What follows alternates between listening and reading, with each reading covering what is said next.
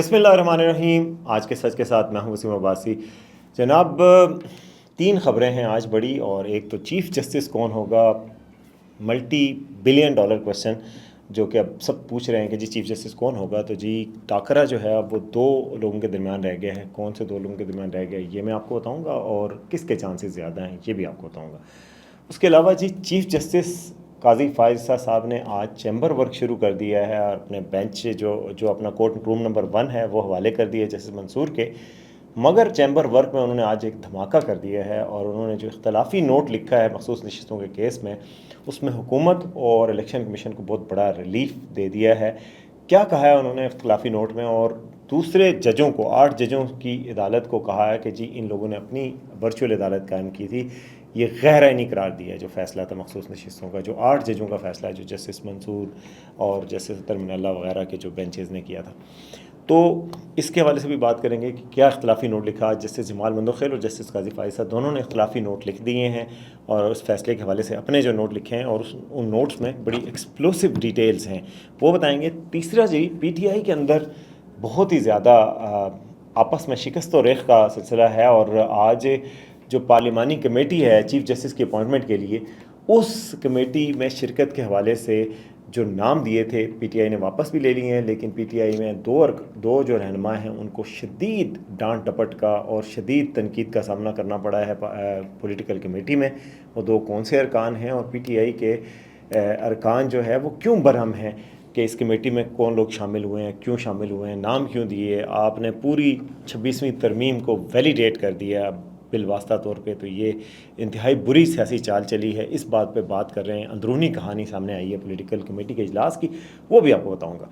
تو سب سے پہلے ہمیشہ کی طرح یہی آپ سے ریکویسٹ ہے کہ جی چینل کو سبسکرائب کریں تاکہ زیادہ سے زیادہ آپ تک نوٹیفیکیشن پہنچیں، اور جلدی سے جلدی آپ میرا یہ شو دیکھیں۔ کہتے تو آپ بہت ہیں کہ بہت اچھا ویلاگ ہوتا ہے، تو پھر ظاہر ہے سبسکرائب کریں گے تو آپ تک روز پہنچے گا،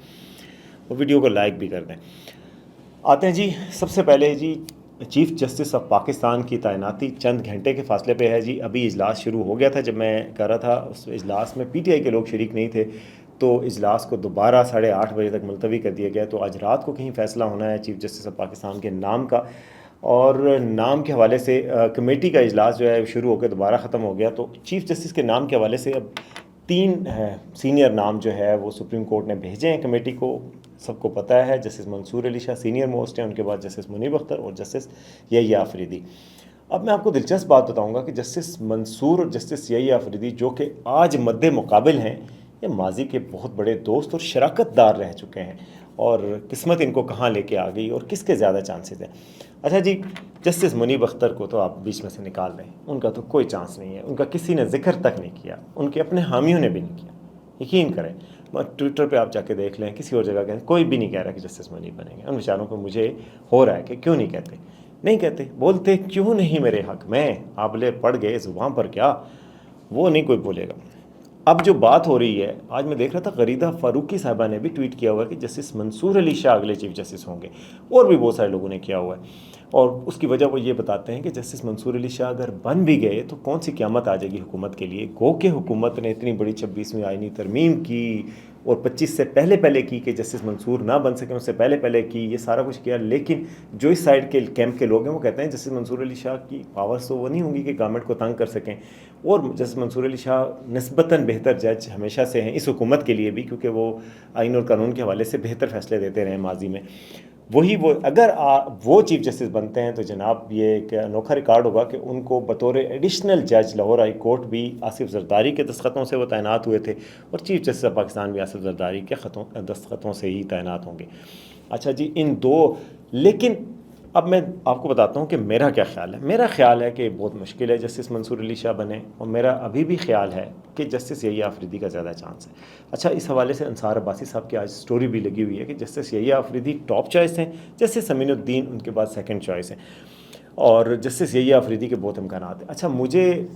یہ لگتا ہے زیادہ، اور میں عباسی صاحب کی سٹوری کے ساتھ زیادہ انکلائنڈ ہوں کہ جسٹس یحییٰ آفریدی کو ہی چنا جائے گا، کیونکہ یہ سارے انتظام و انصرام کا مطلب اور کیا تھا۔ اور ایک اور بات بھی ہے ذرائع کے مطابق کہ جب انہوں نے پہلی وضاحت دی جسٹس منصور نے، پھر دوسری وضاحت جو مخصوص نشستوں کے کیس میں آئی ہے، جو ہی آئینی ترمیم ہونے لگتی تھی وضاحت آ جاتی تھی، جسٹس منصور کو اس کا ذمہ دار قرار دے کے حکومت کے ارکان سمجھتے ہیں کہ یہ ہمارے لیے بعد میں مشکلات کا باعث بنے گا۔ حالانکہ آئینی بینچز بن جائیں گے اور جسٹس منصور علی شاہ اگر آئینی بینچ میں نہیں شامل ہوتے تو ان کی اتنی پاور نہیں ہوگی وہ، اور آئینی بینچ بنانا گورنمنٹ کی اختیار میں ہے، ابھی بھی اکثریت ان کی ہے، تو آئینی بینچ ان کو ان افیکٹو رینڈر کیا جا سکتا ہے، مگر پھر بھی رسک کیوں لیں گے؟ تو لیکن جو جسٹس منصور علی شاہ کے حامی ہیں ان کا یہ خیال ہے کہ جسٹس یحییٰ آفریدی کو اس لیے نہیں بنایا جا رہا کہ وہ انکار کر دیں گے۔ جسٹس یحییٰ آفریدی کے 8 سال باقی ہیں سروس کے، اور اگر ان کو چیف جسٹس بنایا جاتا ہے تو چیف جسٹس، میں آپ کو پرسوں بتایا تھا، چیف جسٹس کے عہدے کی میعاد ہے 3 سال، 3 سال بعد ان کو ریٹائر ہونا پڑے گا، تو وہ اپنے 5 سال کیوں ضائع کریں گے؟ یہ کچھ لوگوں کا خیال ہے، اس لیے بھی شاید ان کو نہیں بنایا جائے گا کہ جی وہ تو انکار کر دیں گے۔ اب میں آتا ہوں کہ جی میں کیوں سمجھتا ہوں جسٹس منصور نہیں بنے گا اور جسٹس یحییٰ آفریدی کا زیادہ چانس ہے۔ اس کی وجہ یہ ہے کہ جسٹس یحییٰ آفریدی جو ہے وہ انہوں نے مخصوص نشستوں پر بھی یہ والی بات نہیں کی، کوئی وضاحتیں بھی جاری نہیں کی، وہ رسک فری ہیں، عام طور پہ وہ اپرائٹ آدمی ہیں، عام طور پہ انہوں نے جو فیصلے کیے ہیں قانون اور آئین کی اسپرٹ کو اور اس کے لیٹر اینڈ اسپرٹ کو مد نظر رکھتے ہوئے کیے ہیں۔ اور ابھی بھی جو مخصوص نشستوں پر ان کی رائے سب سے مختلف تھی، انہوں نے پی ٹی آئی کی پٹیشن کو، سنی اتحاد کی پٹیشن کو ڈسمس کر دیا تھا کہ جی یہ نہیں مینٹینیبل نہیں ہے، اور بڑے کلیئر انداز میں کلیئر ہیڈڈ جج ہیں، اس وجہ سے ان کے چانسز زیادہ ہیں، اور حکومت رسک فری جانا چاہے گی اور اس پہ یہ کوشش کرے گی کہ چیف جسٹس ان کو بنایا جائے اور آئینی عدالت کا سربراہ جسٹس امین الدین کو بنایا جائے۔ اگر جسٹس یحییٰ آفریدی انکار کرتے ہیں تو ان کی صورت میں چونکہ ان کے بعد آتے ہیں جسٹس امین الدین، تو ان کو بنایا جائے گا۔ حالانکہ کچھ لوگ کہہ رہے ہیں کہ جی نہیں، 3 رکنی جو بینچ ہے اسی میں سے کسی اور کو بنانا پڑے گا اگر انکار کریں گے جسٹس یحییٰ آفریدی، لیکن میرا خیال ہے کہ 3 رکنی بینچ جو ہے، کیونکہ وہ تیسرے نمبر پہ سینیارٹی میں، تو تیسرے کے بعد پھر چوتھے کی باری آئے گی، پھر پہلے 2 کو کنسیڈر نہیں کیا جائے گا، کیونکہ پہلے 2 کو ریجیکٹ کر کے ہی تو ان کو لایا جا رہا ہے۔ تو ابھی یہ بہرحال اس میں کنفیوژن ہے، ترمیم نہیں ہوئی ہے، اس کی انٹرپریٹیشن میں اپنے مسائل ہیں، ابھی یہ کنفیوژن ہے بہرحال، یعنی میرے خیال میں زیادہ چانس جسٹس یحییٰ آفریدی کا ہے۔ اب میں آپ کو بتاتا ہوں کہ ان دونوں ججز کا آپس میں کتنا تعلق رہا ہے، جو آج مد مقابل ہیں ایک دوسرے کے۔ جناب ان کا تعلق 1997 سے ہے۔ 1997 میں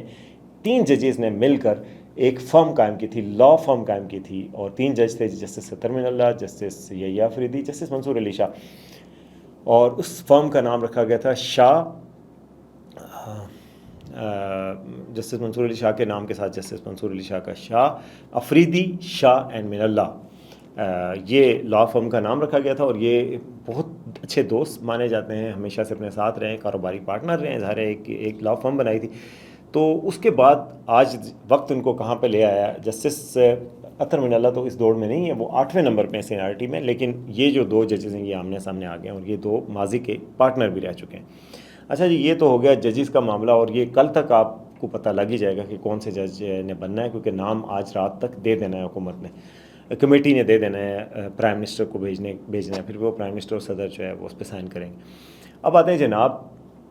دوسری خبر کی طرف، وہ بڑی انٹرسٹنگ خبر ہے کہ جی قاضی فائز عیسیٰ صاحب آج اپنے چیمبر ورک شروع کر دیا، یعنی کہ اپنے کورٹ میں نہیں بیٹھے آج سے، اور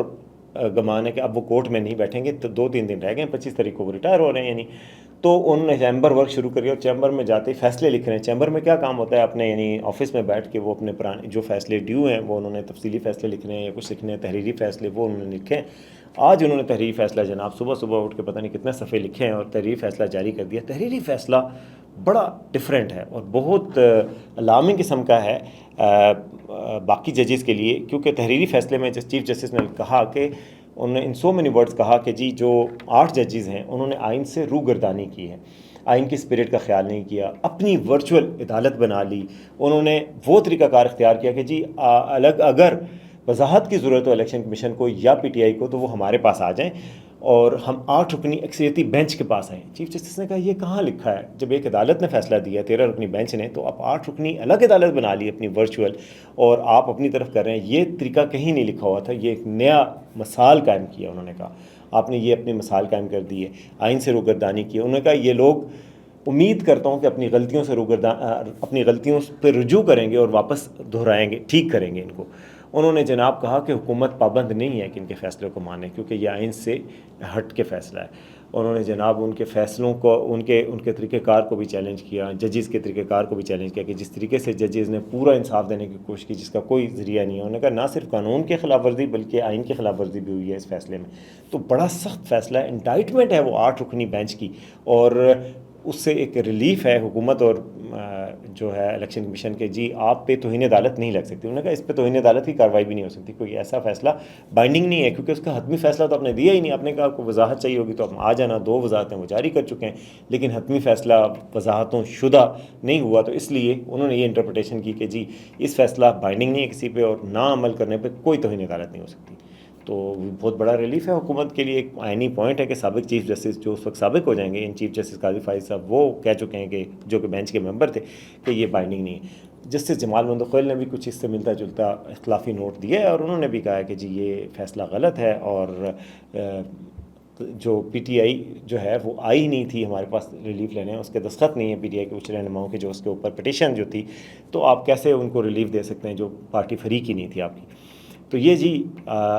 مخصوص نشستوں کے حوالے سے یہ مسئلہ بن گیا ہے, یہ رولا پڑ گیا ہے, اور مخصوص نشستوں کے حوالے سے فیصل ووڈا کہہ چکے ہیں اور باقی کئی لوگ بھی کہ جی مخصوص نشستیں اب واپس جو ہے حکومتی اتحاد کو ہی ملیں گی, یعنی پی ٹی آئی کو نہیں ملیں گی. اگر مخصوص نشستیں حکومتی اتحاد کو ملتی ہیں تو ان کی 2/3 اکثریت قومی اسمبلی میں تو پکی ہو جائے گی. قومی اسمبلی سے یاد ہے سینٹ میں آج جو قاسم رونجو ہیں جو اختر مینگل کی پارٹی کے, انہوں نے جناب استعفیٰ دے دیا, ووٹ انہوں نے دے دیا تھا. آج وہ استعفیٰ دینے آئے تو ویل چیئر پہ نہیں تھے, بڑے شاش پہ شاش تھے. ان کو پہلے اختر مینگل جو ان کی پارٹی کے سربراہ ہیں انہوں نے کہا تھا استعفیٰ دے دیں, انہوں نے استعفیٰ دے دیا ہے. اور مبینہ طور پہ رپورٹس میں آ رہا ہے کہ جی وہ کہہ رہے ہیں مجھے ایسی جگہ رکھا گیا تھا جہاں مچھر تھے اور میں 6 دن تک, اس لیے مجھے ملیریا ہو گیا, میں نے کہاں بھاگ جانا تھا. تو اس طرح کی باتیں بھی سامنے آ رہی. اچھا جی یہ تو ہو گئی 2 خبریں. اب میں تیسری خبر کی طرف ہوں جو پی ٹی آئی کی انٹرا پارٹی پالیٹکس ہے اس کے حوالے سے, کہ پی ٹی آئی کا آج اجلاس ہوا. کل پی ٹی آئی نے جناب نام دے دیے تھے, بیرسٹر گور کا نام دے دیا تھا, سلمان اکرم راجہ کا نام دے دیا تھا, انہوں نے بیرسٹر گور کا نام دے دیا تھا انہوں نے, اور یہ علی ظفر کا نام دیا تھا اپنی پارلیمانی پارٹی کے لیے. تو انہوں نے آج نام واپس لے لیے, اور اس کے بعد پارٹی کے اندر جو پولیٹیکل کمیٹی ہے ان کی, اس کا اجلاس ہوا, اس کی اندرونی کہانی باہر آئی ہے. زبیر علی خان نے ہمارے رپورٹر انہوں نے خبر دی ہے اور کہا ہے کہ جی کمیٹی میں بڑی سخت سنائی گئی ہیں ان 2 افراد کو, علی ظفر کو اور بیرسٹر گوہر کو, کہ بھائی آپ نے تو ویلیڈیٹ کر دیا 26ویں ترمیم کو, آپ نے نام کیوں دیے تھے, آپ کمیٹی اجلاس میں کیوں بیٹھنا چاہ رہے تھے. پھر انہوں نے آج کہا کمیٹی اجلاس میں نہیں بیٹھیں گے. انہوں نے کہا بھائی نام بھی واپس لیں کمیٹی سے, ہم تو مانتے ہی نہیں 26ویں ترمیم کو, ادروائز تو آپ 26ویں ترمیم مان گئے کہ آپ اس پروسیس کا بھی حصہ بن گیا. پھر کس منہ سے تحریک چلانے کی بات کریں گے, جو کہ علیمن گنڈا پور کہہ رہے ہیں میں تحریک چلاؤں گا اور کچھ کروں گا. آج انہوں نے کوئی اعلان دیا ہے کہ جی میں اب بہت تحریک چلائیں گے, جب آئیں گے تو آپ کبھی نہیں اٹھیں گے. بھائی ان پہ کون یقین کرے, پہلے بھی آپ نے یہی کہا تھا. تو